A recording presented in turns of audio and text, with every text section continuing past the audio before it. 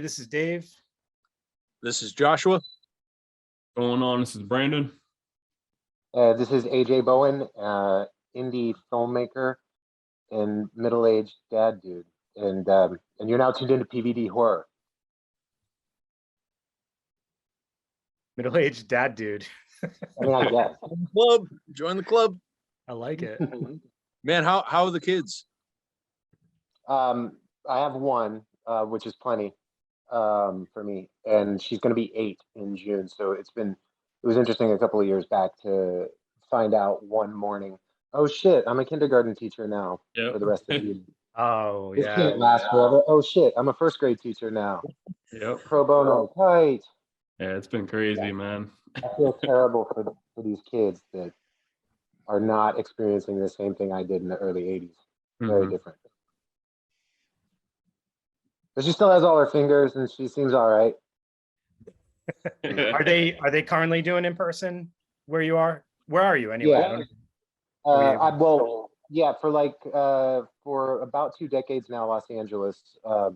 Originally the suburbs of Atlanta, because I'm a military brat. So my dad got stationed there. And so I grew up. I was born and raised in Georgia, and I went to the University of Georgia.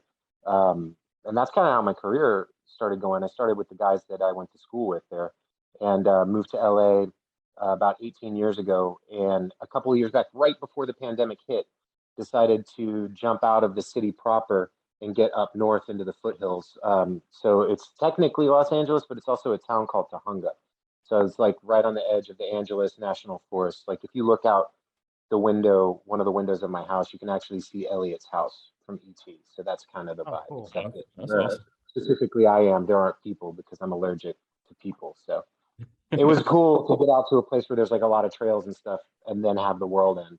So I got to go outside and walk around.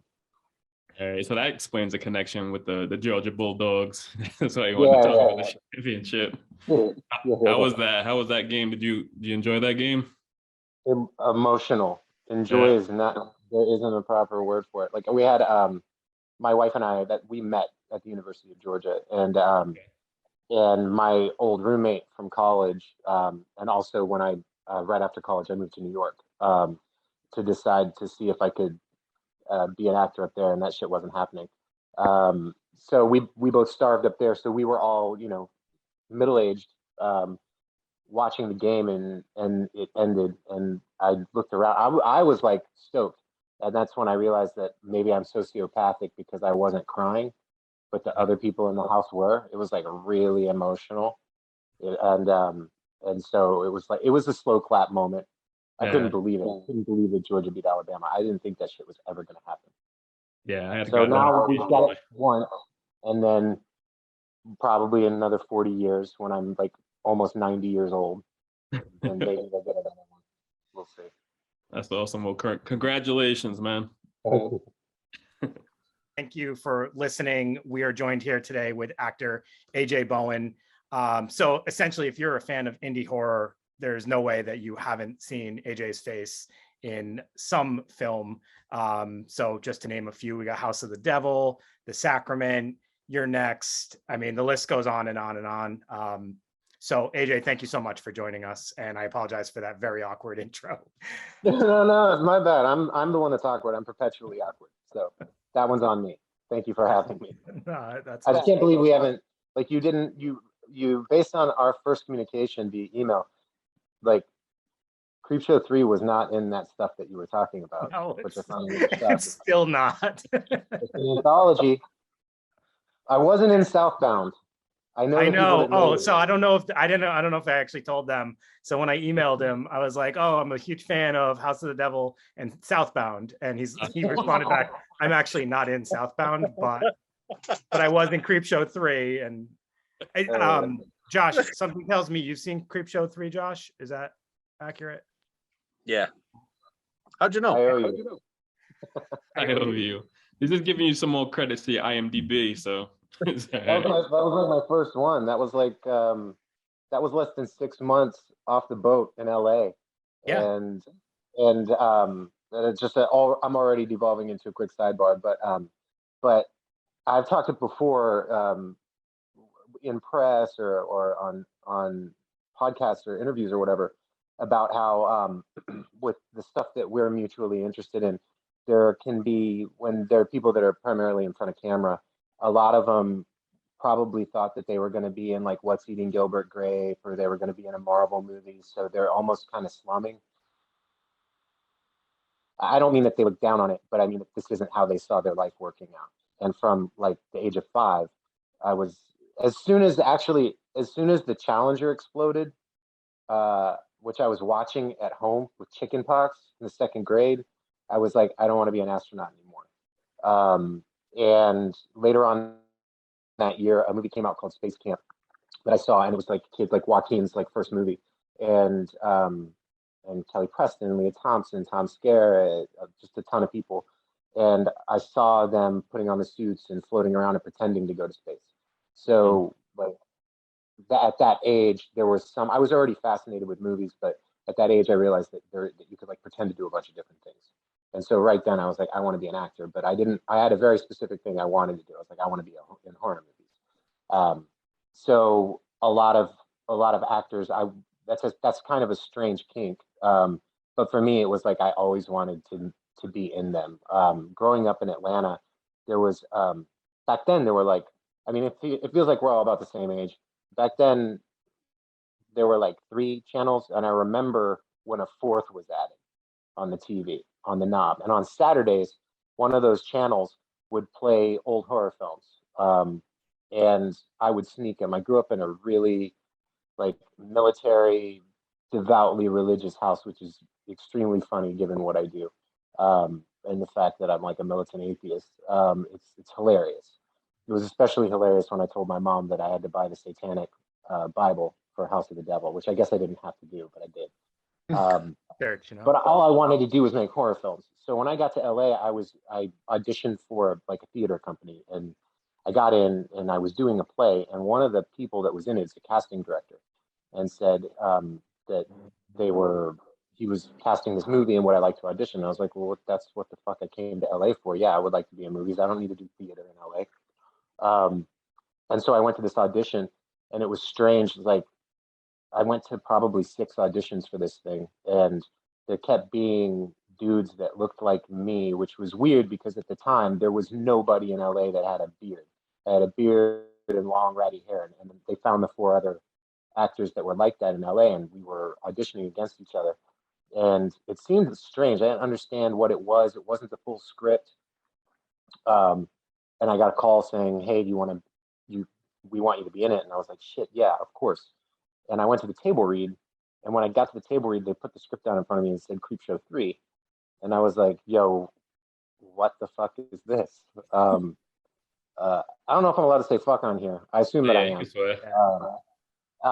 But yeah, I was like, what the fuck is this? And I saw the names under the list of authors, and it wasn't Romero or Stephen King. And I was like, oh shit, okay.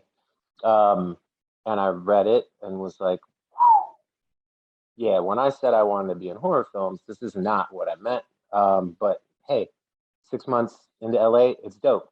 What was especially cool, it's still like the best craft services I've had on any movie. I've made like 50 movies, and that's the only one I made at a studio, like in a proper studio. We shot that shit at Universal Studios. Oh, wow. And I had like my own Star Wagon. I had to drive on to Universal. And so I was like, oh, I made it. It all worked out. And it took less than 6 months. This shit's easy. Everybody should do this. And then I noticed that we had to keep cutting and holding every time a tram went by. And we could only shoot for like 2 minutes at a time. And then we'd be down for 6. And it was my first movie in LA, but it wasn't my first movie because I've been making no budge indies with my college friends at that point for like 5-10 years. And that's when I realized that it wasn't actually a Universal picture, that they had just leased some of the backlot. So the tours were still going through. So like literally I would be acting, and then there would be a tour van the Universal tour would go through, and we couldn't shoot. And then where my character's apartment was, in that was right beside the Jaws ride. And so whenever Jaws popped up and started screaming, which it seemed like they patterned after Jaws the Revenge, because he was making that same terrible sound. we had to stop shooting. And I was like, I think we might run into some problems here. This might not be quite as good as Creepshow 2. But I have no regrets on it. No, I know. That's sort of what got us financing for our first real movie, was because they were able to go to this guy in Atlanta and tell him, hey, the star of Creepshow 3 is in our movie, so give us $50,000. And the guy was like, sure. So it all worked out. And by first movie, you're meaning A Horrible Way to Die? No, this is a movie called The Signal. Oh, yes. Yep. Yeah. Yep. Gotcha. Yeah. So those guys, those are all, I mean, my best friend in the world, I went to high school with, is in that movie. I played Clark, the guy that ended up putting tinfoil on his head, Scott Poitras. Okay. And as a producer, the very first, when someone brings me on to a movie, it's sort of understood that I'm like, okay, well, I'm gonna need, if it's a low budget, or if it's like a younger filmmaker, which is kind of unintentionally what I ended up doing with a lot of my career, is I would work with like first time filmmakers or second time filmmakers, first time that they have a budget. And when I say a budget, I mean like 70K, like no budget, still micro budget. But after a couple of those, I was like, all right, I gotta be able to co-produce this with you. And also you gotta put my friend Scott Poitras in it.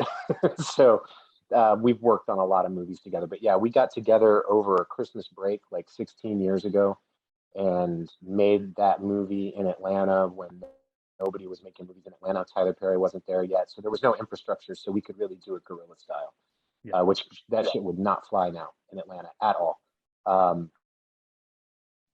But back then, nobody really had any awareness of like contracts. None of us were in the union. So we made a movie in 10 days for $50,000 all in.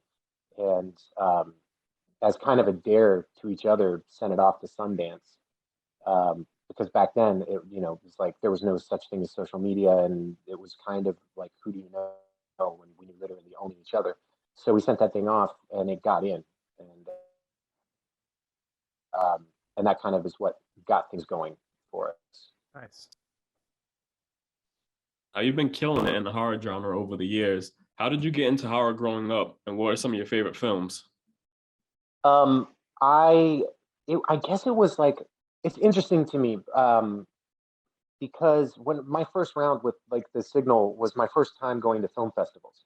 I'd gone to conventions, like I'd gone to Fango stuff as a fan, but I hadn't really gone to film festivals. I'd gone to a couple for some small movies we made in college that accidentally got into a couple of Atlanta festivals, but I wasn't aware of how that shit worked. And I certainly didn't know that there was whole sections called Midnighters. And we're talking like 2007. And that cycle, I swear this answers your question a little bit. I discovered that what would end up happening is, like you're playing these midnight movies. So the only people that are at the theater or at the festival are horror people. Yeah. And, growing up in Georgia in like a devoutly religious family, that shit was not acceptable. So it was like a dirty little secret. It was being in the closet about something. And one of my lifelong best friends, his parents were I grew up in an apartment complex in Marietta, Georgia, and this kid I gravitated to, his parents didn't give a shit what he watched. And so I would go over, I started spending the night a lot at my buddy Chambus's place. And I basically saw everything over there. And, I still remember 10 years old seeing Halloween for the first time was just a profound experience for me. Because, and this is one of the things, like as a dad, that makes me sad. It makes me sound like I'm trying to protect my child, or that I'm into censorship in some way, because I'm a fucking deviant. So that's not the case. I'm amoral as fuck. But when we were kids, we had to search shit out, and we had to really look for it and use our imaginations. And I just remember going into video stores back then, and there would be the regular section, and then there'd be the smut section, and then the Beta Max section. And my dad would always catch me over at the horror, never at the porno stuff. He would always catch me at the horror stuff. So like by the age of like 8 or 9, 10 years old, I already had like all of the original like Friday the 13th boxes memorized. So like Yep. I knew what the front and especially the back, like I just remember, I remember the backs of all those boxes. And I remember when Freddy's Revenge came out on VHS, and seeing the posters for it. And then I'll never forget seeing the original box for I Spit on Your Grave. Like these are all things that I have a photographic memory. And Mhm. so I just knew I was like, one day when I'm free, when I'm emancipated from these people, I'm going to watch all these fucking movies. Yeah. Yeah. And what was amazing about traveling with the Signal was going to a place like South by Southwest. We played there after Sundance, and I was in front of the theater while the movie was playing. Is at that point, like I had seen it 100 times from post production, and then from playing it a few times at Sundance. So I wasn't interested in watching it again. So I was standing outside, and there were other people that had seen the movie before that were coming out of another one. And these are guys that are really good friends of mine now and have been for years. But back then they were working for Ain't It Cool News, and that's when I found out that like, oh shit, this is actually really common. Like we had each other's stories about like gateway to horror, things that we were into. And Yep. for me, my dad was a Vietnam vet, and so it was strange the shit I was allowed to watch. If my mom wasn't in town, like I saw Aliens right after it came out. Um, I could watch anything if it had Marines in it. But as far as my mom was concerned, if there were boobs, not happening. Yep. So that was it was a very schizophrenic. It was very bipolar, and I guess sort of like this forbidden thing got deep into me psychologically. And the other answer, and I had mentioned this a little bit in our emails back and forth. Growing up in Georgia, just by chance at that time, there were only a few movies that were being shot there. Like in the early '80s and late '70s, they had movies too that were non-genre. Like my dad was Burt Reynolds' security guard on Sharky's Machine. They shot that in Atlanta. So like my dad was his like former Marine drill sergeant, like hard ass security guy for the shoot of that movie. So I got to see a little bit of that. I was in an extra in a Kenny Rogers movie called Six Pack. That's about him being like a NASCAR dude. You don't need to look that one up. But I went with my buddy Chambus, who showed me Halloween. And by this point, I had seen I think I had seen the first 3 Friday movies, but in reruns. So I saw them edited. And I had 2 much older sisters. And so they were going to the movies. They were 9 and 12 years older than me. So they were in high school then when all the movies are coming out originally, first run. So I remember them talking about Final Chapter. And I remember seeing the trailers for it at Pizza Hut and being like, I just want to see this movie so bad.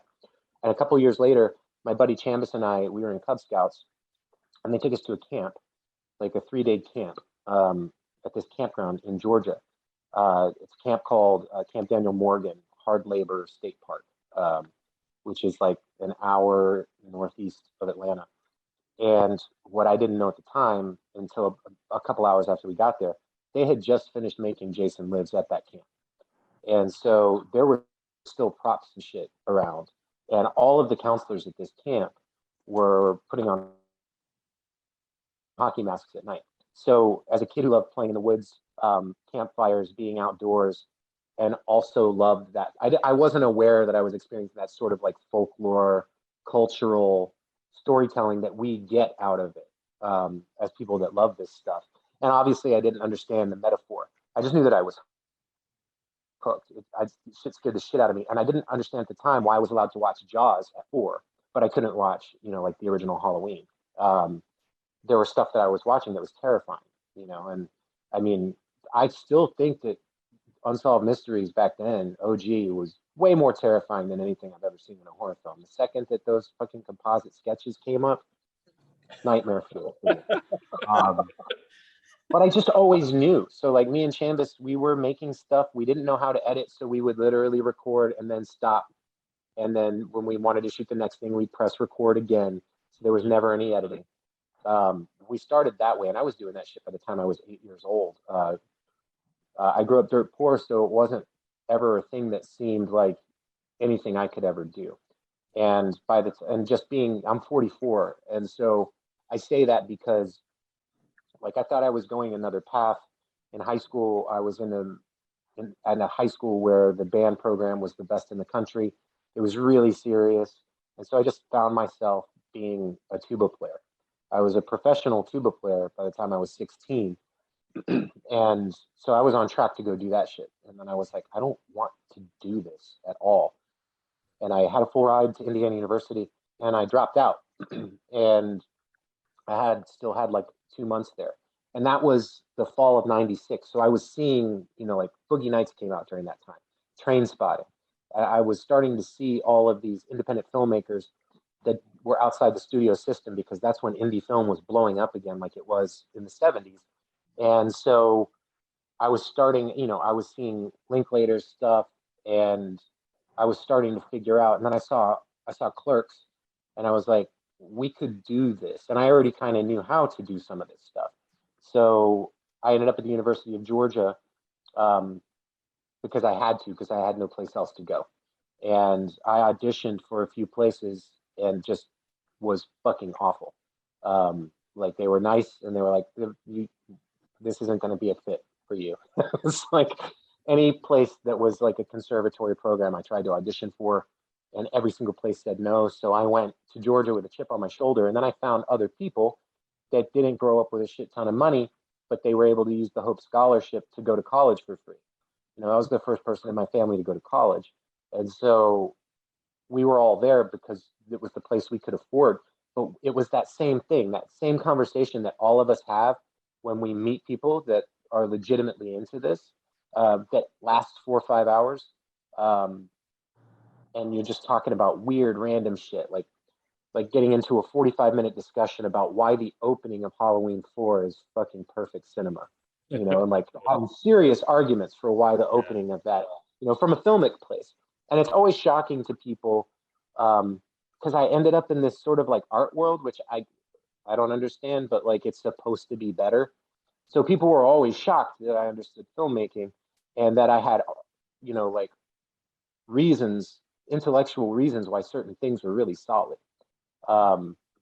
When it came to horror, because it gets so looked down on. Like they just assume people don't know how to make film. Like it's actually way harder because we can't just, we use metaphors. We're really talking about social shit. We have been from the jump, and this is how we're doing it. And we're usually doing it, we're adding an element of difficulty by using special effects, and we don't have Stan Winston most of the time.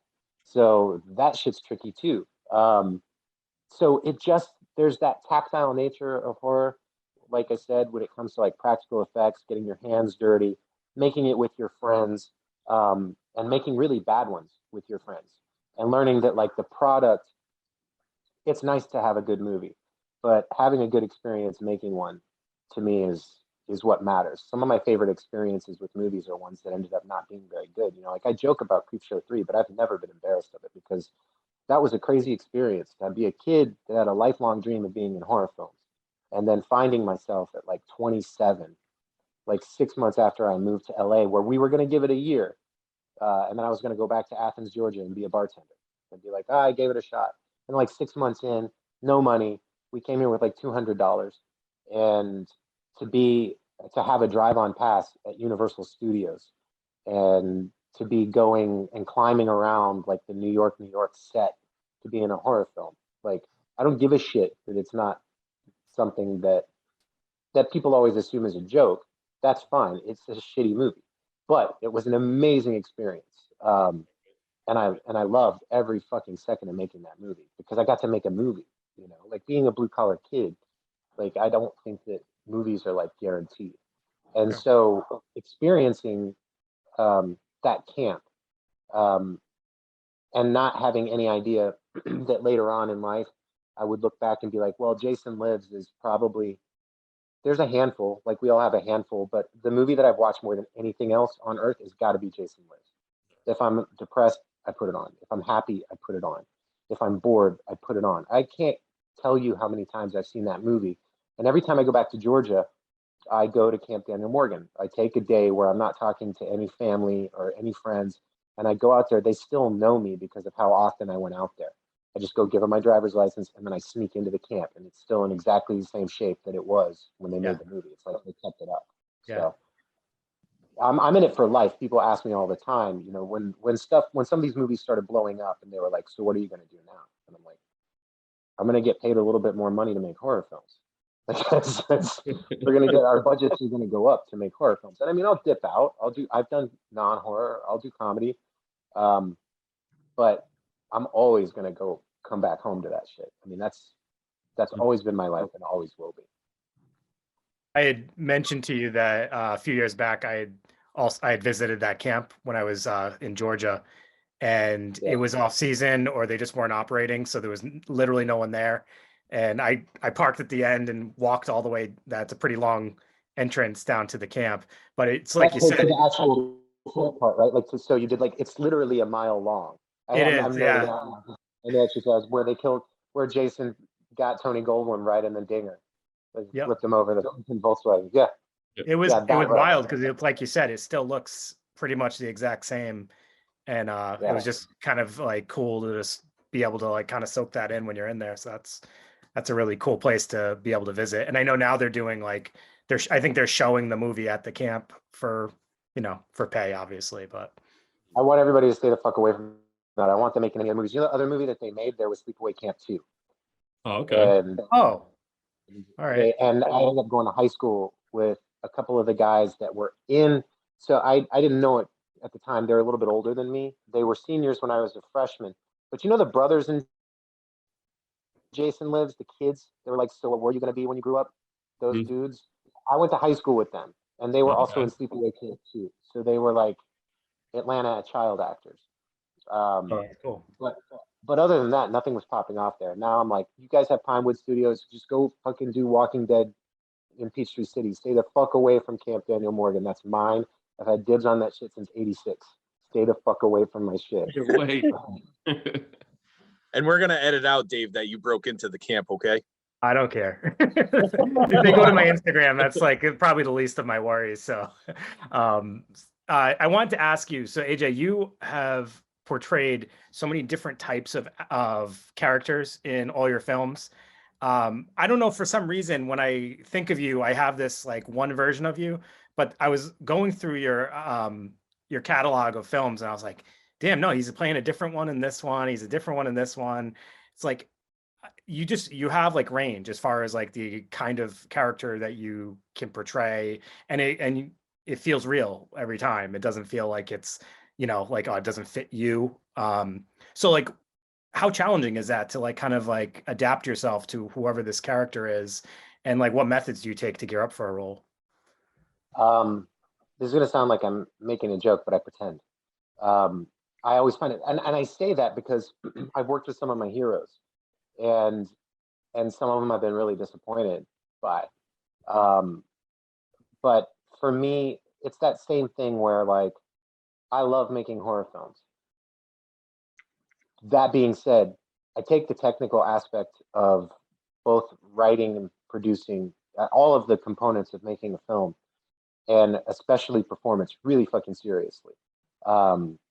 And I'm trained to do it. And I mean, like I studied in college and I studied in New York, and I've done it a lot. So I think that for me, I never wanted to do, there's more or less, when it comes to performance, there's a couple of different schools of thought.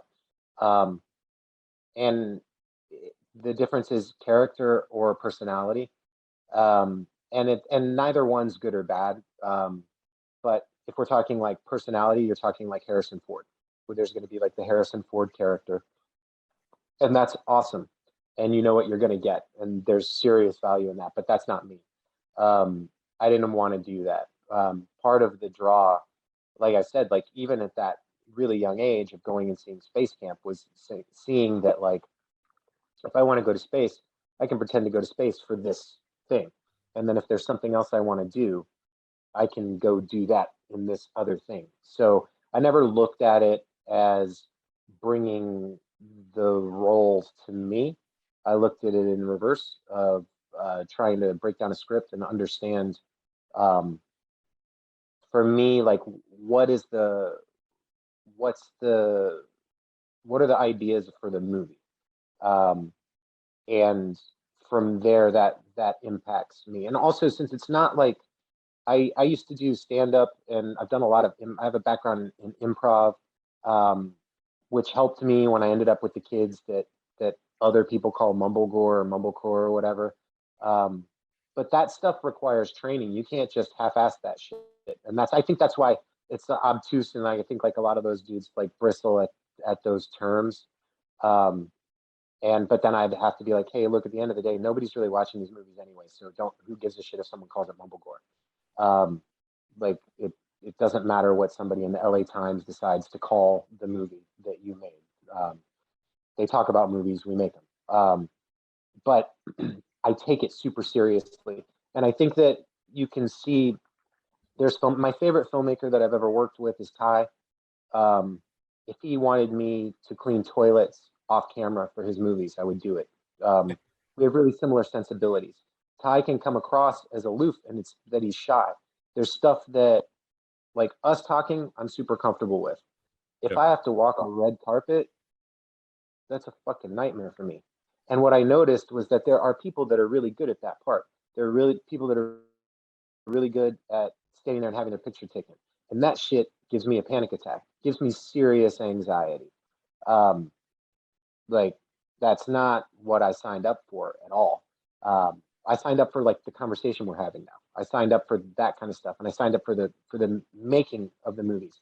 And Ty's very similar in that regard. And Ty's movies, we'll shoot them in a couple or a few weeks, but then Ty spends a year in post-production, tweaking sound, in the edit, coloring the movie. And it is something that, when I'm so stoked for his new movie to drop, because it's been a minute. And when he was dropping them every 1 or 2 years, I think that there were, some people didn't like him. They'd call him slow burn. And I think that for Ty, there's the technical elements of filmmaking are super important to him. This sort of pedagogy of the form of the art, of the form of storytelling. And that's really fundamentally important to me too. I can go improv, but there needs to be a direction for it. Like I don't want to roll up on a movie and have a 10-page outline and be like, cool, we'll do it. It's art. Like that's not, I do serious prep. And also, I would imagine that it would get pretty boring to do the same thing over and over again in terms of like type of characters. Yeah, I've played a lot of dudes that choke people out, that are like considered like the bad guys in the movie. But for me, if I'm gonna play somebody like that, and again, I'm not saying that it's a good thing. If anything, it's an insecurity in me as a human being that like I've got to try my best to make people see a human being in there, despite the stuff that they're doing. That's the most important thing to me. I remember when I got the script for A Horrible Way to Die. I knew that we were doing Hatchet 2, which is funny because like I was not big on the first Hatchet. And I had been open about this because LA is a very small place in terms of a horror community. And I was at a bar, and Joe Lynch was like, hey, I want to introduce you to Adam. And I was like, nice to meet you. And he was like, why don't you tell Adam what you thought of Hatchet? And I was like, I think it's a big stinking pile of shit. But I was joking with him. And I was like, no, I get it. And then I was like, it's not. I'm just saying, like, that's what he wanted me to tell you. So that's what I'm telling you now. It wasn't my cup of tea. So then like a year and a half later, he called me and was like, hey, do you want to be in Hatchet 2? And I was like, do you remember the conversation that we had?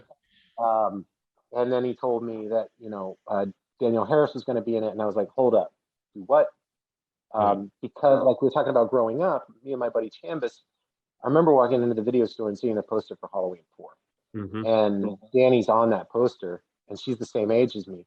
And so I was like, holy shit, they let kids my age be in these movies? Like, it was a really big deal. And then when he told me who all was in it, I was like, absolutely, I'm going to be in this movie. You're telling me that the best Voorhees is going to chop my head off while I'm having sex? Yep. That's like bucket list shit. Absolutely, of course I am. So we were doing that, and Wingard, I don't know how he got a hold of me. A friend of a friend said there's this guy out of Birmingham, Alabama, and he wants to send you a movie. to see if you would be. It's an anthology, and he was wondering if you'd be in it. And I watched like 5 minutes of it, and I thought it was amazing. And I was getting ready to get on the phone with him, and then the guy who put me in touch with him was like, and also he's in Missouri getting ready to make a movie that he wants you to be in. And I was like, oh, okay, well, send me the script. And I read it, and I really didn't want to do it. So I knew I had to get on the phone with this guy and tell him yes to this anthology and no to this movie called A Horrible Way to Die, that I didn't like the title of. I was like, why are you going to name your movie that? But also the script was very different than the movie that's out. And that was my first experience working with people that viewed the process as equally democratically collaborative. And I got on the phone with Wingard, and I was like, I have some problems with this guy, because on paper, that guy, Garrick, really enjoyed what he was doing. And in the script, he stabs a baby in the head. And so I was like, I can't be doing this shit. I'm not into nihilism. Like, that's for other filmmakers. That's not my shit. Like, I grew up in the 80s. I'm an 80s cinema guy. I want shit to work out. There can be a stinger, but I can't ask people to go spend 85 minutes being depressed with no payoff. You know, like, it's just not my thing. And he was like, in classic Wingard, was like, oh, that's all right, man. What do you want to do? We can do whatever. What do you want to do? And I was like, what? I don't know. Like, make him feel bad for doing it. He's like, cool, man. That's cool. And then he told me that Simetz was working on it, and she's like my sister. She used to live with me and my wife when she would be in LA. And so I heard that Amy was working on it. And then he told me that Joe Swanberg was on it. And I was like, I don't know who that is. But he sounds like an indie guy. And so I agreed to do it. And the whole idea was we basically took like the outline. So the plot is exactly what Simon's script was, like almost exactly that. But the characters, like he didn't, like Garrick, I don't know if you guys have seen that movie, but the guy that I played in it, in the script, he wasn't in love with Sarah. And she didn't have a lot of agency in the script. So basically what would happen is Simon and Adam and Swanberg and Amy and I would get together at night, and we'd talk about what we were going to do the next day and how we were going to mess with it. So we turned it into a story about addiction, because I was like, I can't play a guy that's just getting off on hurting people. Like, what if this guy, I'm someone that's sober because I'm an alcoholic. And so at the time I wasn't sober yet. And I was definitely in the zone for being like a candidate for get your ass clean as soon as possible. And I was like, well, what if, I'm not sure I've seen this before. Like, what if it's a compulsion that he desperately doesn't want to do this, but he can't stop himself. So like, what if he was happy in prison? So basically that movie, we didn't say anything that was in the script. Like that, all of that, everything we said was either improvised. And when I say improvised, we'd start off and there'd be like a 30-minute take. And then we would get it down to 25 and 20, and then we'd get it down to a 2-minute take eventually. So I was experiencing this type of filmmaking that I'd never seen before. And it made sense because there was no money for it, but we had time. And so having these deep conversations about character development, that's just kind of the world that I found myself in. We sort of found each other, and that's sort of what I'm usually trying to do. As a writer, I won't do stuff quite as dark as that. As a writer, I tend to veer more towards like a mix of like horror comedy kind of stuff, something in the neighborhood of like Werewolves Within. That kind of stuff is the stuff as a writer I end up writing, because how much time I have to spend writing the thing. I don't want to be depressed for 6 months. You know, like it's just not my. Yeah. There's enough shit going on in the world. I don't know if you guys have heard about what's going on, but I mean, once in a while I put the news on, but I'm a huge fan of A Horrible Way to Die. I actually just watched it again the other day just to kind of prepare for talking to you. That's one that when people want to like get a movie recommendation and tell me something I haven't seen, I will throw that out there because most people haven't seen it. But I also use that as a segue into explaining to people what Mumblecore is, because I love Mumblecore movies, like the non-horror ones, and then Mumblegore, I guess, is what you would call the horror ones. I wouldn't, but like whatever, like Amy Nicholson at the LA, whatever, the LA Weekly. I guess they can. I can't remember. I just remember that like they used to follow us around film festivals, and we would all get shit faced and do karaoke together. And so then there's like think pieces, Yeah. and I'm like, well, I'm not doing karaoke anymore. And this was before cancel culture, so like, no, I'm not leaving my fucking house. It's like, no doubt. I'm just gonna stay home. You don't need to see me doing nothing. But yeah, those movies. I love them because they like I heard Joe we were at Fantastic Fest. Actually, I wasn't because we were getting ready to shoot the Sacrament, and I had the year before they told me that I could fight Devin Faraci if I didn't beat his ass at the festival because he was starting. He got this is Devin and I are friends now, but we weren't then. And he used to shit all over Ty's movies, and Ty's a really decent dude. He's a really good guy. I can't say that about everybody that I've worked with, but I could tell you that like Ty is a thoughtful, good human being. And not only that, he's one of the best filmmakers out there. Like what he can do, there's a reason if you were able to see his crews, there's no turnover rate. Like everybody comes back to work for Ty because he's always kind and it's always chill. It's an extremely positive experience. Even when we were making a movie about Jonestown, it was still all laughs and smiles and hugs the whole time, except for when cameras were rolling. But Devin got out of sorts and was running his mouth and trying to pick a fight with Ty, not knowing that Ty's a kickboxer and Ty does Muay Thai and Ty's gonna fuck him up. And I was getting tired of hearing it, and so I went to the guy that owns the festival and I was like, I'm about to beat this dude's ass, and he's like, do it in the debates next year. And I was like, just shake my hand on it. You shake my hand. I was like, that's it. He's in deep shit next year. And then the next year, Ty was like, you can't go to Fantastic Fest because we're in prep for the Sacrament. So I was in Savannah, Georgia, which was supposed to be an exotic location. I thought we were going to Hawaii to make the Sacrament. And then I found out that we were going to where my in-laws live. Literally the small, tiny town outside of Savannah where there's like 45 people, my mother and father-in-law, where they live. And I was like, what the fuck? Like, come on, we're finally making a movie for some money and you're taking me back to Savannah, Georgia? What the fuck? Yeah. But I had to be there for that. And then I see on the internet that Ty and Joe are at Fantastic Fest, where I wanted to be. And Joe's the one that's fighting Devin. And they would do a debate before. And I say all that stuff, but in sincerity, I watched what Joe was saying in the debates because his movies were being made fun of. And Joe is a fellow military brat. I think he grew up in like the Marshall Islands. I'm thinking some South Pacific military base where that was the only thing that was there. That's where Joe grew up with his brothers. And Joe knew he wanted to make movies and he didn't have any money. He was able to get a hold of a camera. So he figured out, okay, I can come up with $100. I'm going to make a movie for $100. And then he went and made him. And he was prolific during that time. And a lot of people made fun of him for it. And I feel very differently about it because he was saying that, you know, like a kid's going to see the movie that I made that wants to make movies that doesn't have any money and is going to realize I can do this shit. And that's how we're going to get really good voices that we haven't heard. That's how we're going to sort of level the playing field in one area. When you talk about like economic inequality, you know, it doesn't just need to be suburban rich white kids making movies. And the advent of the iPhone being able to be used as a camera, all of this stuff, digital filmmaking means that it's not for rich people.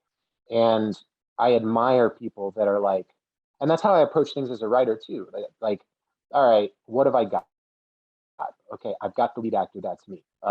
I can probably find 100K. All right, I know who my DP is going to be. Okay, what do we have? We have my house. Okay, my house. Let's make a movie set around my house. I like that approach because it's how you keep making movies. And then it doesn't matter if something drops and somebody else doesn't own it. You have personal ownership over it. That's why I think that the Duplass brothers are geniuses. And I love what they're doing as with a platform for their career.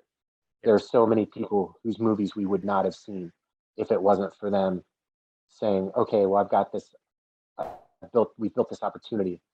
Who else is out there that needs a shot? You know, I feel like that should be part of the gig, you know, and that's not enough. So I give a lot of credit to the people that are in that Mumblecore experimental. We wouldn't have Greta Mumblecore. You're exactly right. You know, and I remember seeing her. I just loved that, like, everybody that was involved in those movies was able to also kind of go into different genres. Like, it's because I started off watching the non-horror Mumblecore movies in like the Duplass brothers with like Puffy Chair and a bunch of Swanberg movies. But then they all of a sudden they started making horror movies that were also of that kind of movie. Baghead, I think, was one of them, and then like A Horrible Way to Die. And I was like, wow, this is so cool that like it's a subgenre that's like also spanning in other genres. And you know, and then even now you see people like all over the place. I just love that. And a big part of it, honestly, it goes back, Brandon, to your question about like horror, like why? Yep. A big part, it's a similar answer because these guys, we all met each other at South by. And so, you know, like Joe and Mark and Jay were at South by with their stuff, and people like me and Ty would be there with our stuff, and we found each other. And we also found out there's this other thing about those guys, and myself included in this. There's a DIY sensibility. So whenever people ask me, like, if you were to go find a bio about me somewhere, I wouldn't say that I'm an actor. I would say I'm a filmmaker. And it's because I view every element of making a movie as like an equal collaborator on it. And so coming up in college, my focus was going to be acting because that's what I wanted. I wanted to perform. But I also was a writer. I also was a director. I was directing movies at the same time some of these guys ended up being just directors. We had a guy that wanted to do the music that we just kind of lucked into at the University of Georgia. A guy named Ben Lovett did the music for The Signal, and he did the music for Wolf of Snow Hollow. He did Beta Test. These guys, we all just sort of found each other. We'd find each other in bars. We were poor kids that were just trying to, you know, make our own. It was kind of like being in a touring band, you know, like an indie band. Like, we've got a van out back. We have some really dinged up instruments. You guys want to jam? And that's sort of how that kind of happened, finding each other, you know. And then the movies got a little bit bigger. You know, people started seeing them. You know, like I'll never forget, like, why Your Next happened was because we were at Toronto Film Festival with A Horrible Way to Die, and it was an awesome experience for me. Like, there's a handful that I would tell people are like my favorite personal that I've worked on, and A Horrible Way to Die is one of those, like, top couple, because it changed me as an artist, which I before then would have never called myself, and I would have thought it was a dirty word. Like, I would have made fun of it. But I realized it's like, no, art just means that you have a viewpoint and you're expressing yourself in a way that someone might be able to get something out of it, through music, through art, through photography, through storytelling, whatever your form is. And we were at that festival, and because it isn't even really a traditional horror film, they didn't put it in the Midnighters there. They put it in a section called Vanguard, which doesn't exist anymore, but it was 4 movies that didn't fit a mold. They were like, it's kind of a horror film, but it's also not a thriller. It's what's the category for a really sad movie that violent shit happens in? And so we played it there, and we would watch after the Q&A, like, people walk out like depressed. And Adam and Simon, while at that fest, went and saw Insidious that was premiering at Toronto, and they saw the audience response, and they're like, wow, people are really digging this. What would it be like to make a movie that people were entertained by, you know, that was fun? They're not crying. And that was, not contemplating suicide, like a high five. What would a high five movie be? And so that was sort of where Your Next came from. Like, they want to make a movie that can play a midnighter at Toronto that people will really enjoy and be entertained by. And to that end, you know, it was just a night and day, because we did those movies exactly 1 year apart, and we made A Horrible Way to Die for $70,000, and there were 6 of us, including the actors. That's how many people made that movie. And so, and all of the lights for A Horrible Way to Die were for real Christmas lights. Wingard had boxes of Christmas lights, and we'd plug them in, and we'd set them up, and we'd do guerrilla stuff. Like, I worked with a guy on A Horrible Way to Die. There's a scene in it where I'm outside a gas station, and this guy was supposed to be like this famous actor in Missouri. and I didn't know was a thing. And he rolled up, and he didn't know anything in the script, and he just started talking. And so we were already like 3/4 of the way through the shoot on that one, and so we were like, "Fuck it, let's just go." Because again, I'm back on an improv. So there's several moments in that movie where there's Derek's not there, I am. Like that guy Frank Stack, I'll never forget him. He just started talking, and then you could see it in the movie. Like I completely dropped character, and I'm just like answering his questions because I'm like, "What the?" And he just gets in his truck and drives away, and that was a picture wrap. Like nobody told him he was done. He just said his piece. He got in his truck. He got the fuck See you out. later. Yeah, and so one year later, we were there making in the same town in Columbia, Missouri, making Your Next. And I remember telling Simon, I was like, Simon, I know I didn't say anything that you that you wrote for the last one. I'm gonna say everything that you wrote. And then I added, of course, I added to it. But I just remember being like, where's why first of all, why do you guys keep asking me to play characters with names like Garrett and Crispin? What the fuck? Can I just be Doug? Like, why's it gotta be this? And I was reading Your Next, and I was like, where the fuck did Crispin go? He just pieced out. He was the lead of the movie, and he just bailed. It's Chris. Oh, his girlfriend's the lead of the movie. Okay. Wait, where is he? He better not be in a tree somewhere. You find him hanging in a tree. And then, of course, I got to the end of the script, and I was like, oh, okay, this is that thing where you're going to have AJ walk in and explain the movie to everybody in an 11-page monologue. All right. That's well played. So we did, but it was just it was a crazy experience making that one and seeing. So we went from a $70,000 movie for A Horrible Way to Die to about close to $1 million for Your Next. It was still low budget. Like it was like I think it was like $900K before post cost, before reshoots or anything. But just getting everybody involved in that, like I remember it was so fun to have Ty roll in as just an actor. And then My head exploded with that cast. I was like, Swanberg, Ty West, AJ Bowen, holy shit. Like it just kept going on and on. Yeah. Barbara Crampton. I felt about Barbara, like we've talked about what horror is to me. So obviously I knew who she was. And when I got to the location, when I finally got into Columbia for that one, and I went to production office, they had all these headshots, and I'm like anti-actor. So like the last time that I got headshots was when I shot Creepshow 3. Still to this day, those are my news. If you look at for any pictures of me, they're going to be selfies or they're going to be like something that somebody took somewhere else, because I'm like, I'm not going to give somebody $700 for me like holding a chef's hat. Like, what the fuck does that do? Like, I'd rather just spend the money on making a movie for no money.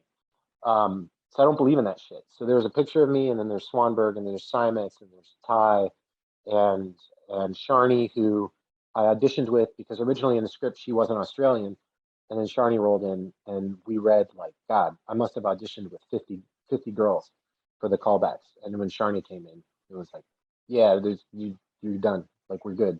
We're golden. We don't need to see anybody else. So they were all up there, but then Barbara's picture was up there, and I was like, who put Barbara Crampton's picture up on the wall? Because if you recall, like she was done acting at that point. So like it was, I guess, sort of nerdy and weird that I knew exactly who that was on the wall. I was like, why is Barbara Crampton on the wall? They're like, she's playing your mom. And I was like, right, okay, but who's the person who's the person that looks like Barbara Crampton that playing my mom? They're like, it's Barbara Crampton. She's on her way here right now. She wants to meet you. She's in town. And I was like, bye. And I grabbed Swanberg and I ran to a bar and I started getting shit hammered because I was like, I can't meet Barbara Crampton. I can't. I don't want to meet Barbara Crampton. I don't want to meet Reanimator. I don't want to. I can't do it. From beyond, it's too stressful. She can't be my mom in a movie.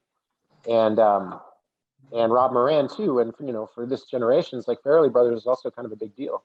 So I was like, why is Rob Moran of Farrelly Brothers up there? He's your dad. And I was like, wow, this is weird. We're making like a real movie. This is fucked up. And so Joe and I was getting hammered in that bar, and they all told Barbara and Rob where we were. And so they just rolled into that bar at like 8:30 p.m. And I saw them come in, and I went to the bathroom, and I was trying to figure out how to get out of there because I didn't want to meet her. And plus I was drunk at that point. And I was like, this isn't really good. So I managed to sneak by her. I got outside, and that's when I realized I don't have a car. And I couldn't have driven it anyways. And I was just standing on the sidewalk, and then Barbara rolls out. And she's like, where's AJ Bowen? And I was like, I'm here. And she looked at me, and she's like, looked me up and down. And that, like I said, that was when I was drinking a lot. So I was about 50 pounds heavier. And despite being more gray now, I looked older then 10 years ago than I do now. And she looked me up and down. She's like, how old are you? And I was like 33 at the time. She's like, I guess you could be my son. And I just loved working with her. But some of those guys, like her and Rob and Wendy and Sharni and my dear friend departed Nick, who played my brother Felix in it, passed away last year. Was an awesome dude, but they weren't prepared for that dinner scene because no one had told them. So they were like, they didn't know why 2 nights were scheduled for a dinner scene. But not the part where Ty gets it in the head, like the stuff leading up to it. There was 2 nights for that. And they didn't understand why, and they were wondering why. And they're like, oh, this is the Mumblecore part. Like, this is Joe and AJ and Amy are going to be at a dinner table arguing. So we don't know what's going to happen because there's nothing in the script. It's like they just have an argument, and we knew that wasn't going to. So we had to kind of try to tell them, like, hey guys, you're going to hear some shit that is not in that script. So sorry, just hang on. We'll get through it together. So it was a fascinating experience to sort of mix those worlds, to see them have to sort of deal with Joe and AJ just start yelling at each other and start insulting one another, and it just gets worse and worse and worse, and it gets longer and longer and longer. But my favorite thing about that whole shoot was Ty. He's a director. He's not really an actor. And Ty got nervous about performing. And that was a dinner scene. So there was wine and there was food. And after every first handful of takes, Ty was drinking all of that communion wine. And I was like, slow down, homie. Slow down. And he was like, why? And I was like, because once they establish this shot, you're going to do that every time. Once they start moving in, you're going to have to do that every time.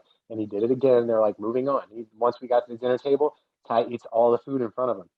And they come back for take 2, and there's a new plate of food there. So it was awesome to watch some of those guys have to see that, like, acting, yeah, it does require the ability to do some stuff and not do some stuff. But Yeah, it was a trip to move in and do that movie. It was wild to see that shit get a wide release. I was like, this is not a movie starring Joe Swanberg is not supposed to be opening on 6,000 screens. Oh yeah. Rank Sure. it too, huh? You said you were sober. How long have you been sober? 10 years. 10 years. December was 16 for me. Oh, So, nice. Congratulations, man. Nice. Good job. Happy birthday, It's not belatedly. easy. What's that? I said happy belated birthday.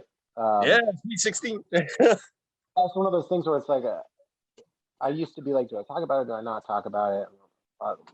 And I was like, well, I'll just bring it up in case. Yeah, my big party these days is, and this is a sponsored promotion, Dr. Zevia, along with my jujitsu fingers. Sorry, they're all taped up.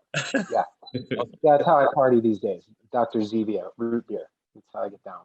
There you go. Yeah. You know what I noticed? If you just bring it up in random conversation here and there, somebody eventually always asks you, like, how did you get sober? Can you help me? And that opens up that whole train. But I sort of want to like normalize it, and where it's like, nah, it's not. It's just I was an alcoholic. People ask me what happened, and I was like, I was an alcoholic. That's what happened. I'm not going to get into my inventory with you, but why did you stop? What made you want to stop? Survival. It's just like, it's also not a big deal. I mean, I guess maybe it was for the first year or two, but like it reached a point where you're like, nah, man, this is what I do. This is now any mistakes that I make are my mistakes. Then I don't have anybody to blame, which sounds tougher, but it's way easier, so. And I unfortunately remember everything now. So that's Yeah. I was gonna say though, if sobriety means you actually end up looking younger 10 years later, then I think a lot of people want to go that route. So congrats. Dude, like I just remember it's a weird thing that anybody would know what I do for a living. But during that period of time, there was a handful of movies where like I wasn't someone that was now we're into a drink-a-log, but like I didn't start off being an alcoholic. It took a lot of work for me to become one. Like I was a bartender at a punk rock club in Athens, Georgia for years and never had a problem. It wasn't until after I made some movies and then didn't get to make anymore for a long time, I started getting depressed. And so then I started self-medicating with it. The reason I mentioned that is not for like an NBC special situation, but because when that drought of not working ended, it ended hard. So I didn't make a movie for 2 years, and I made 9 in 13 months. And they were movies like Hatchet 2, A Horrible Way to Die, a movie called Rites of Spring, a movie called What Fun We Were Having with Wingard that never came out.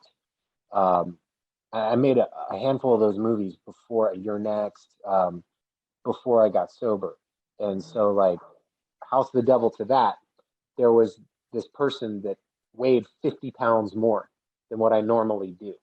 And so there was a certain community called the Bear community that was like really digging on my work at the time because I was a chunky monkey and big bearded, burly, teddy bear looking dude that choked people out. So they're like, that's my shit.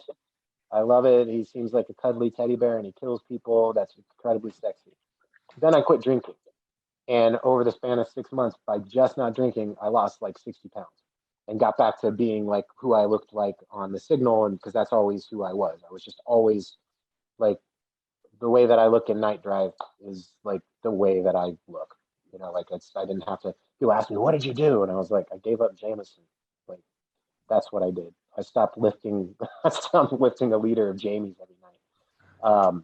And the weight came off, but it confused people. So for a while I lied. You know, I would be like, oh, I put on a shit load of weight for a movie and it didn't come together. It didn't happen. And really it was hitting up CVS late at night. You know, it was the not eating any real food for the better part of a decade and drinking just a shitload of terrible vodka and Jameson. And occasionally Sunkist to chase it. It just sounds like Sunkist. But I made that was just for the cheap vodka. That was for like the Kamchatka. That's like the Ralph's special. It was like the Kroger special vodka. The bottom shelf. I had to go hard, man. I wasn't going to get a job, so I had to drink what I could afford, which is like the $5.99 liter. That stuff that was like paint thinner. Got the job done. Got a lot of things done. But yeah, I stopped drinking, but I had made all those movies, and some of them took like a couple of years to come out. And so when we got around to making The Sacrament, I had already been sober for a couple of years, and people were like, "Oh, what did you do?" And I was like, "I didn't do any beach body shit. I can tell you that. I just stopped drinking. I eat a lot more food now than I used to, too."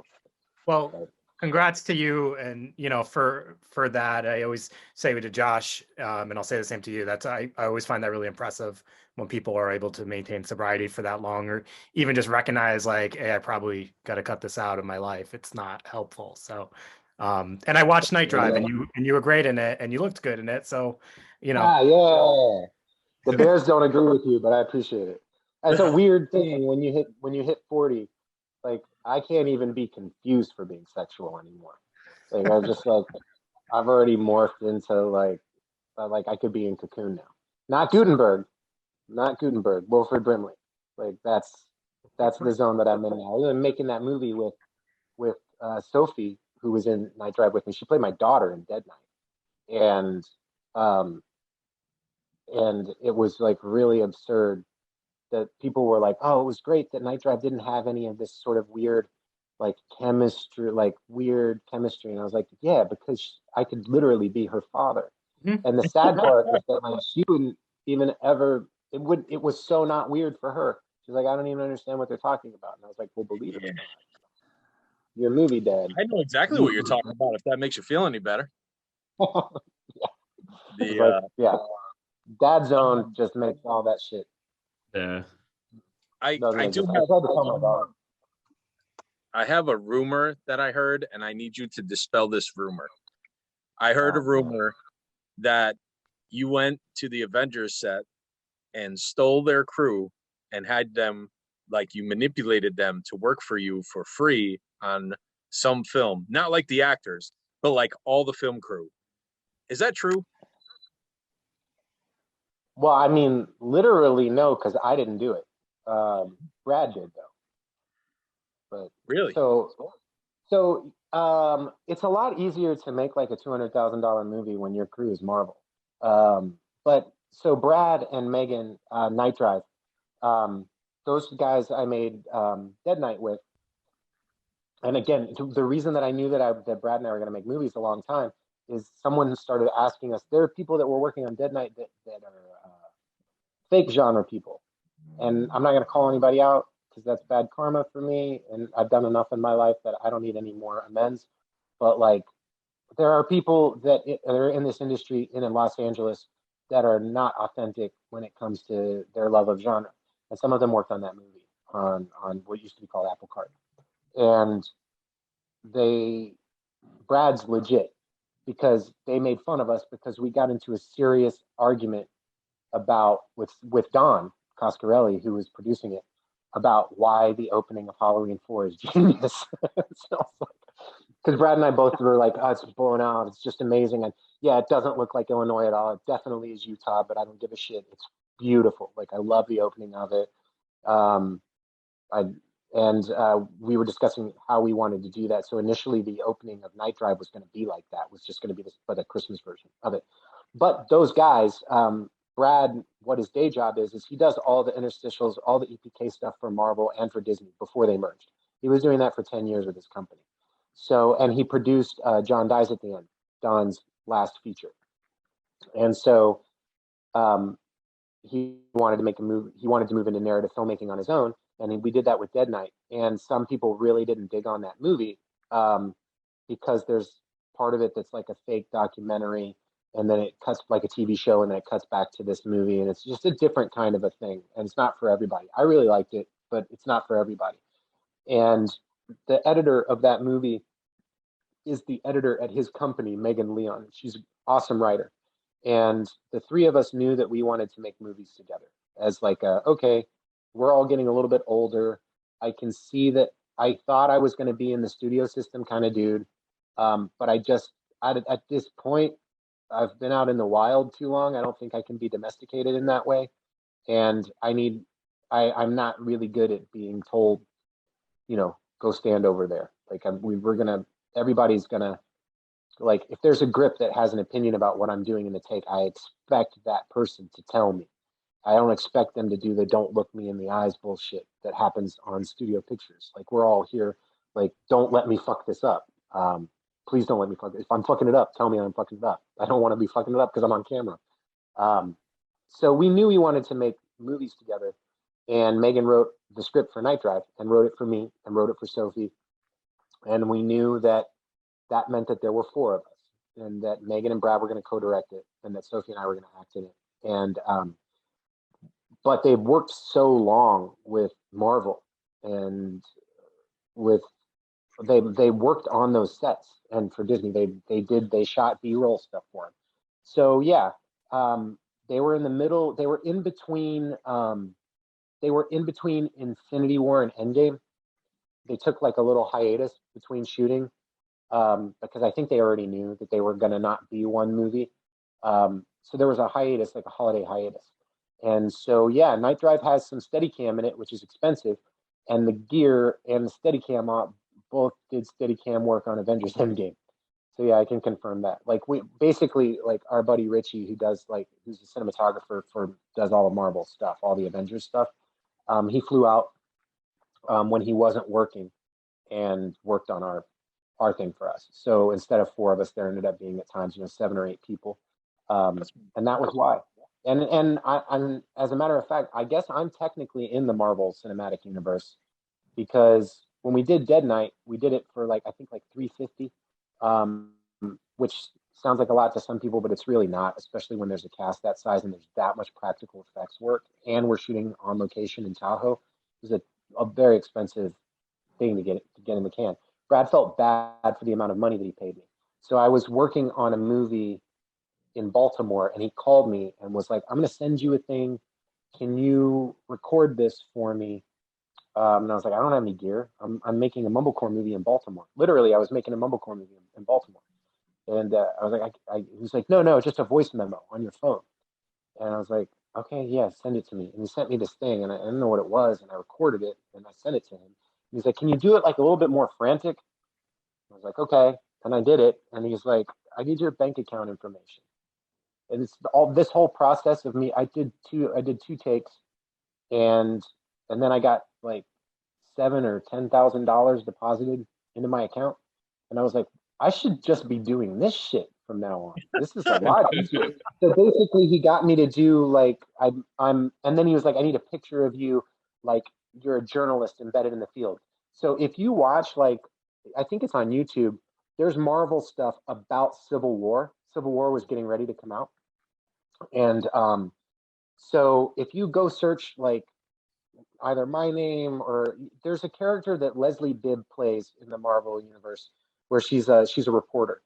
And apparently I'm talking to her, and the picture that they use, if you look closely, it's a picture of me in wardrobe in front of the helicopter on set in the Sacrament. So they've got a picture of Sam from the Sacrament. Nice. Because I just had it on my phone. So I was in Baltimore, so I just sent Brad a picture from that I had stored in my phone from the day that we were shooting in the helicopter for the Sacrament, and that ended up in the Marvel Cinematic Universe. I played some journalist in the field there, so that's how he paid me to work on Dead Night. But it's sort of like one hand washes the other kind of thing. That's how we got Night Drive. Nice. Looking, if we have $100 to make a movie, we want it to look like $100,000 movie.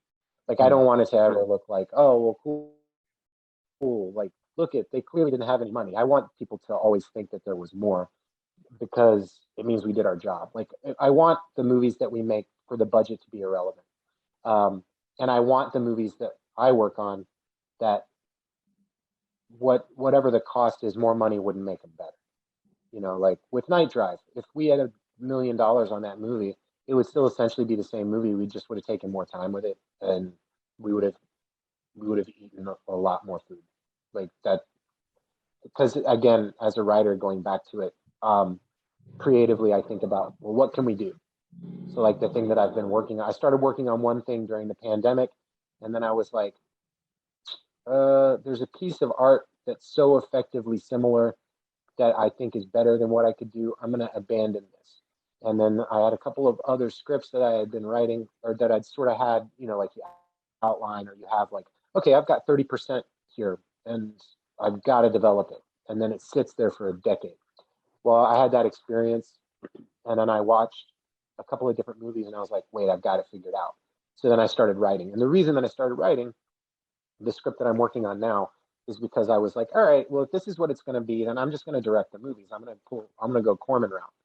Because if we're not going to jump in, all the guys that are going to jump into the studio system did. And that wasn't what happened with me. And so I was like, I'd rather own my masters. I want to own the tapes. So I already know. It's like what you were asking is that's essentially that. It's like, well, I can write a script for no money because I know that the Steadicam op for Avengers will come shoot a day on it for me.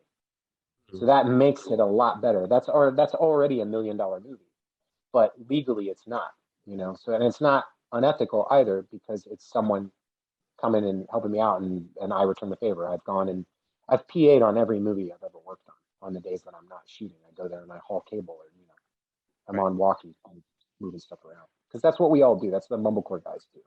Yeah. Recently, I started this new thing which involves music. I created a playlist full of songs that mean a lot to our guests. Could you share 2 songs that made an impact in your life? Fuck. Well, I can tell you, man, I'm doing this on my phone. Otherwise, I would pull up stuff. So as a writer and as an actor, every character that I've ever played, music is fundamentally super. I mean, it sounds ridiculous to say this, like it's not for everyone. Music is a driving force in my life. And as a dad, one of the most important things for me is exposing my daughter to music, and making her listen to vinyl with the TV off, and being like, no, this is the only thing we're doing. Don't talk. This is just what we're just vibing. We're just listening to this. There's so much music that I wouldn't, you know, that's like saying, what's your favorite movie? And I could tell you it's Planes, Trains, and Automobiles, Jason Lives, Black Christmas. Yeah. But that being said, every character that I've ever played, I have a playlist for it. And my rules are really simple. It's like, what does the character listen to? So when I've done period films, I can't listen to the playlist doesn't have any modern music on it. It has to be for the time. And I've got tons of them. And the one that I'm writing, the one that I've been working on now, that I talked a little bit with Dave about, has a very specific vibe and feel. And there's 2 songs on there. And I can't tell you that they're my favorite of all time, because that would be too stressful. And plus, the second I told you something like that, the second that this podcast was over, I'd be furiously emailing you guys and being like, I fucked up Tabs and Toes. I don't even like those songs. It's like a Red Ryder BB gun deal. So I'll just tell you that I would say Brian Eno's Needle in the Camel's Eye is one that's a big one for me. John Prine, Pretty Good, is pretty much my life philosophy. That's a big time one. God, there's so many. You put me on the spot, man. This is embarrassing. Oh, that's good. You came up with 2. That's perfect. Oh yeah, it's perfect. Perfect. It's the same thing. I listen to. It's like, you know what I mean? Like I talk with my kids, you know, with all the music that goes on now, it's like, it's only good for like a week or 2. And then it's like, it doesn't stick like how we grew up with music, you know? So that's why I want to sit there and try to get everyone's taste on music. So I can just create this thing. So even if it's something that you don't like, it's something that you ran across that you thought was cool, add it on, you know? And it's also amazing to allow yourself the gift of still being open to it. And so, and the same thing with movies for me too. It's like when people ask me, you know, like, if I don't like a movie, that just means that's my first try at it. Yeah. And I'll keep going with it. Like, I can tell you that, like, I, for whatever reason, never really connected with Beastie Boys, despite my age. And I was aware of the impact and how good they were intellectually, but it just kind of wasn't my shit. Yeah. And then I watched that doc, and I was like, holy fuck, Beastie Boys is my shit, super hard. Yeah. And of course, you know, like that's, and then immediately I was like, Darby, my daughter, I was like, Darby, you have to listen to this. And I'm not gonna let her watch the doc yet, but you know, she's listened to a lot of different types of music. Like it's awesome to me to revisit. There, that being said, being our age, there's some shit I can do without ever hearing again. It includes U2, The Doors. I'm probably good without hearing. I don't care about the 6-hour Beatles doc or however long it is. I'm not shitting on the Beatles. I'm just saying the Rolling Stones were there at that time too. So, you know, and then there's, you know, I'm more of a Brian Eno guy. I'm like more prog, like psychedelic stuff. So they're just like, I can also, but at the same time, All Things Must Pass is one of my favorite albums of all time. Elliott Smith, for me, was huge. I got to sort of be casually friendly with him because of when I worked in music clubs in Athens, Georgia. And after he passed, I was so devastated that I decided to get a tattoo. I was like, I have a tattoo that Elliott had on his body. So like music's a fundamental, a big part of my life. I appreciate you giving us those songs. So yeah, I think this is going to be a cool project that Brandon's putting together with our guests. So I think it's going to have like a really eclectic mix of different varieties. So far, we've had Tony Todd give us his picks, and he was into jazz. So that was cool. That we're going to have this contrast. I was really shocked to hear that one of your favorite films is the 2019 Black Christmas. Yeah, fuck you.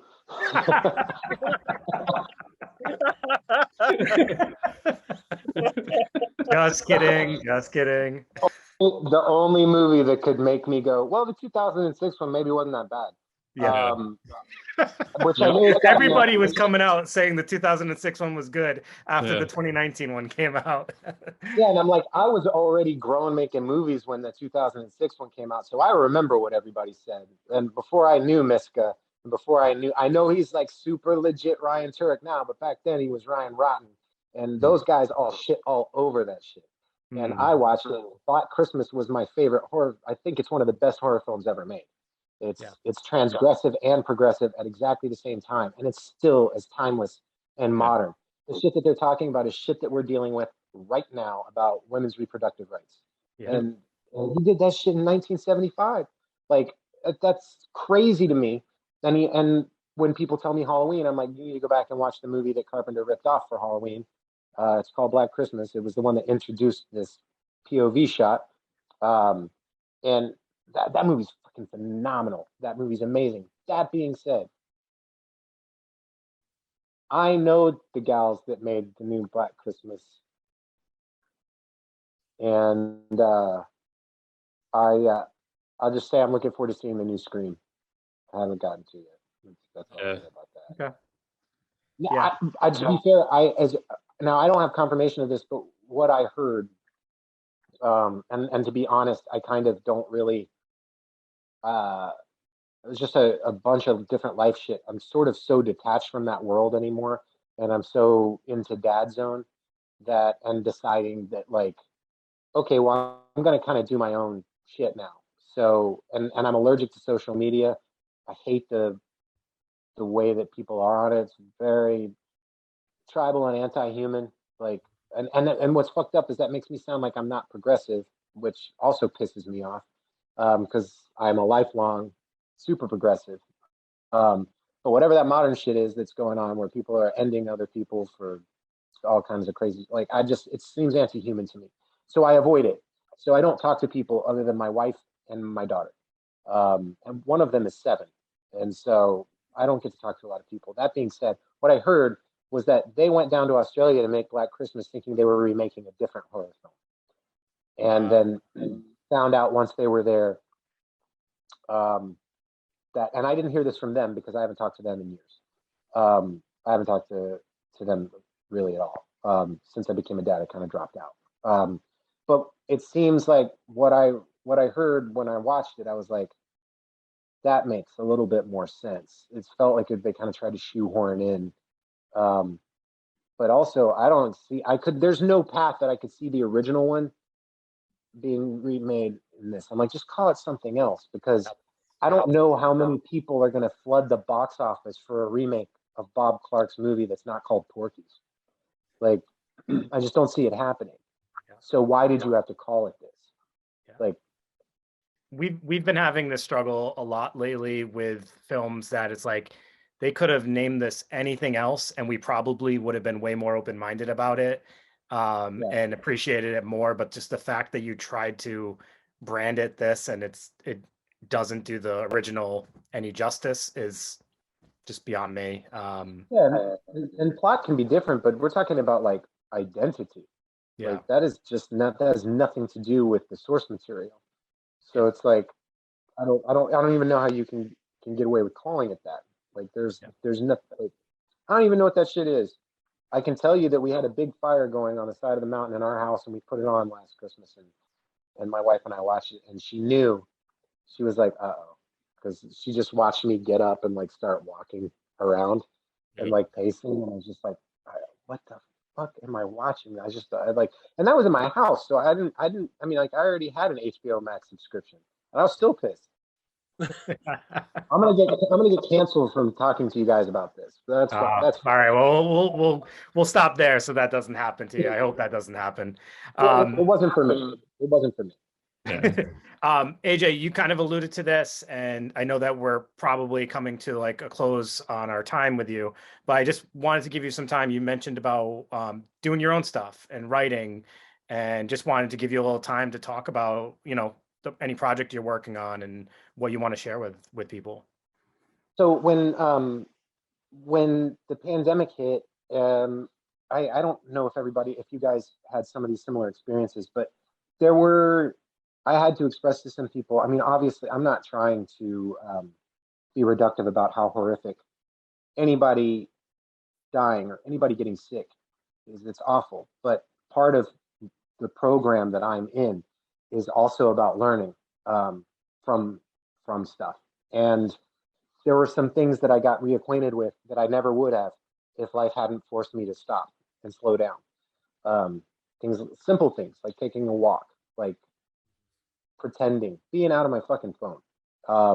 And to that end, we've got a big house on the side of a big old house on the side of a mountain with a giant Cracker Barrel style fireplace. So I found myself for the first time in years, like, cracking open books, and not being on a news app. And or seeing what somebody said that I found so violently offensive because I didn't agree with it on the internet. The audacity of these fucking assholes. Like, I stopped doing that. And I realized that I had picked up Corman's autobiography. And I started reading it, like, by firelight. And my buddy Rodman, who made Idle Hands, he was like the last guy I saw before the pandemic hit, because we both flew to Missouri to do Panic Fest, and then right after we got back, everything shut down. But he worked with Corman forever, and he's in the book talking about it. And I just had this realization when I was reading it, that I was like, yeah, what Corman did is that's what it's a weird thing to realize, where it's like, oh, okay, all this stuff was sort of preparing me for doing what I wanted to do. I used to have this life philosophy that I always told people, which is like, I always use, this is such a weird, I'm getting way off track here, but like, you know, the movie Alive, like the older one, the 90s, the Ethan Hawke Alive. So when I was a kid, I read that book that's based on, and because I was just obsessed with, the miracle in the Andes. I was also obsessed with the idea that people would wait up there to be rescued. I was like, that ain't me. I'm gonna cut somebody's butt cheeks off, throw it in a backpack, and I'm gonna walk off that fucking mountain. Like, I was like, that's me. Well, I'll do it like what Ethan Hawke did. I'm gonna eat some butt, and I'm gonna get off that mountain. That's what I'm gonna do. And I realized, you know, in my getting into my mid 40s and in the pandemic, like, having to sit and take like some serious personal inventory with where my life is. That for my career, that's exactly what I was doing. I was sitting at plane. I was waiting for shit to happen to me, and that's a really good way to not share my creative voice. And so I realized that I was like, all right, well, if this is it, like, if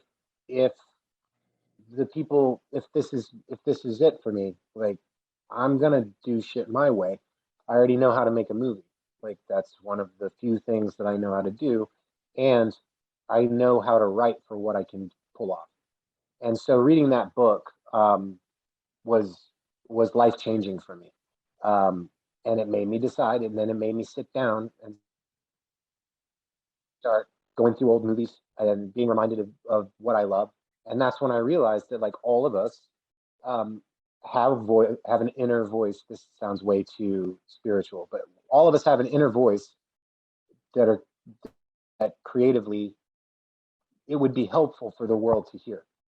Because for me, the point of art is for other people to feel less alone, even if it's for a minute. To realize in the best way possible that they're not special. To realize that there's somebody else going through the shit that they're going through, or somebody else that has the same perspective that they do, and that they're not alone. And the only way that we can do that is by being real with ourselves about what that is. And I kind of reached a point where I was letting other people drive the car so long that I kind of lost track of that.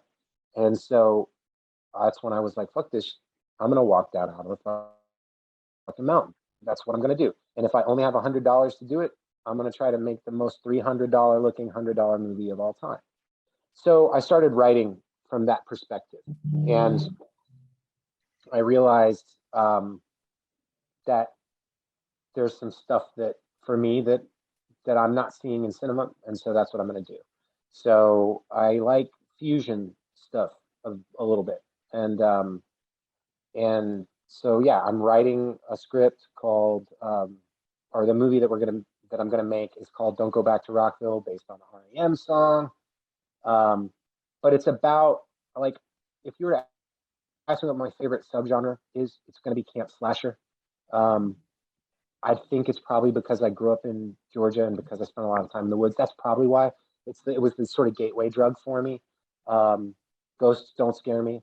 That's not my shit. Like, people scare me usually, or animals can scare me. And so I was like, I had this old sort of script that I repurposed, and threw 95% of it out, and was like, well, okay, well, what about a summer camp, but like a mix between like a camp slasher that's off season, so think kind of like Friday 2. And what if somebody inherits it and spend his childhood going to camp there because his grandfather owned it?